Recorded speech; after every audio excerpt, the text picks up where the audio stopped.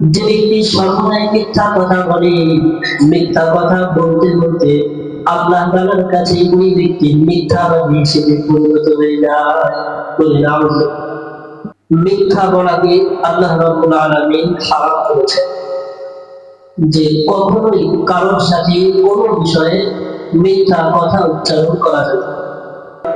মিথ্যা মানুষকে জাহান্নামের দিকে নিয়ে যায়। কোন জায়গায় নিয়ে যায়?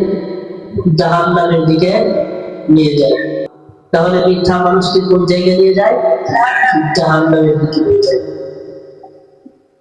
হযরত আব্দুল্লাহ রাদিয়াল্লাহু তাআলা আনহু থেকে বর্ণিত, তিনি বলেছেন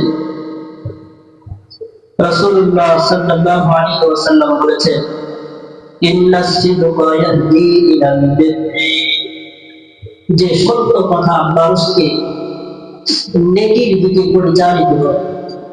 ওয়া ইন্নাল বিররা ইয়াহদি ইলাল জান্নাহ, আর নেকি মানুষকে জান্নাতের দিকে পরিচালিত করে। সত্য কথা বলবে তো নেকি অর্জন হবে, তো নেকি অর্জন হলে ওই নেকি মানুষকে, আমাকে আপনাকে জান্নাতের দিকে নিয়ে যাবে। ওয়া ইন্নার রাজুলা লা ইয়াসদুকু হাত্তা ইয়াকুনা সিদ্দীকা, আর মানুষ, যে ব্যক্তি সর্বদাই সত্য কথা বলে, সত্যের উপর অটল থাকে, সত্য বলতে বলতে এক পর্যায়ে ওই ব্যক্তি সিদ্দীকের দরজায়, সিদ্দীকের মর্যাদা লাভ করে। সিদ্দীক আমরা বলি হযরত আবু বকর সিদ্দীক রাদিয়াল্লাহু তাআলা, ওনাকে সিদ্দীক কেন উপাধি দেওয়া হয়েছে? উনি সর্বদাই সত্য কথা বলতেন, এজন্য সিদ্দীকের মর্যাদা অনেক বড়। পক্ষান্তরে ওয়া ইন্নাল কাযিবা ইয়াহদি ইলাল ফুজুর, আর মিথ্যা মানুষকে পাপের দিকে নিয়ে যায়। ওয়া ইন্নাল ফুজুরা ইয়াহদি ইলান নার, আর পাপ মানুষকে জাহান্নামের দিকে নিয়ে যায়।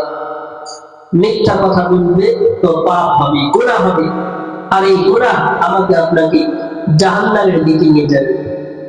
রাসূল বলেন, ওয়া ইন্নার রাজুলা লা ইয়াকযিবু হাত্তা ইউকতাবা ইনদাল্লাহি কাযাব,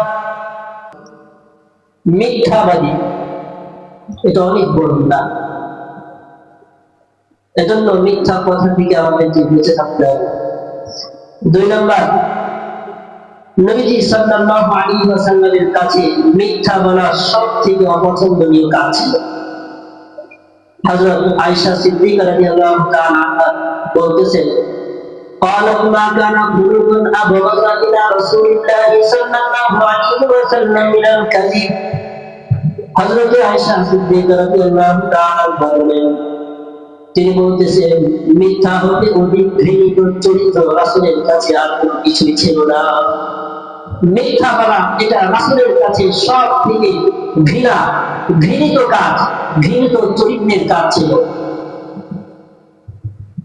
ولقد كان الرجل يحدث عند النبي صلى الله عليه وسلم بالكذب, রাসূলের দরবারে যখন কেউ মিথ্যা বলতো, রাসূলের সামনে যখন কেউ কোনো মিথ্যা বলতো, তার সেটা সর্বদাই মনে থাকতো যে পর্যন্ত না তিনি ওই মিথ্যা কথা হতে তওবা করে ফিরে আসবে। রাসূলের কাছে যদি কেউ তার সম্মুখে মিথ্যা বলতো, আল্লাহর নবী কখনো সেটা বলতেন না, সর্বদাই মনে থাকতো।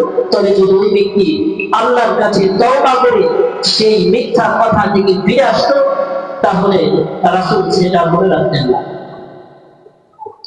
আর রাসূল করিম সাল্লাল্লাহু আলাইহি ওয়াসাল্লাম যদি মনে রাখেন যে লোকটা মিথ্যাবাদী, এটা তার জন্য অনেক ধ্বংসের কারণ হবে।